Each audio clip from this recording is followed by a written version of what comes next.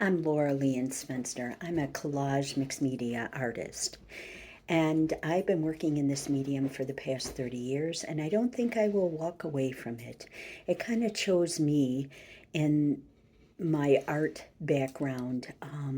Started with magazines and a glue stick, inspired by Julia Cameron's Artist Way books. And then from there, I learned many processes from other artists and from art books on how to coat the papers, preserve the papers, and fuse them on any surface with an iron.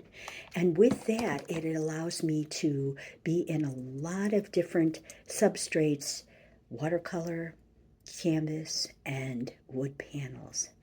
So, papers, we will make lots of papers in any one of my classes or workshops using found papers, book pages, magazines, engineer plans, maps, different things like that. And we work on the surface to alter them with our own hands and tools and a lot of different mediums, and it really makes a fun time to loosen up and play first before you bring it to the artwork that you see behind me. These are some of the things that we'll be making in floating collage, composition, big and little. Hope to see you.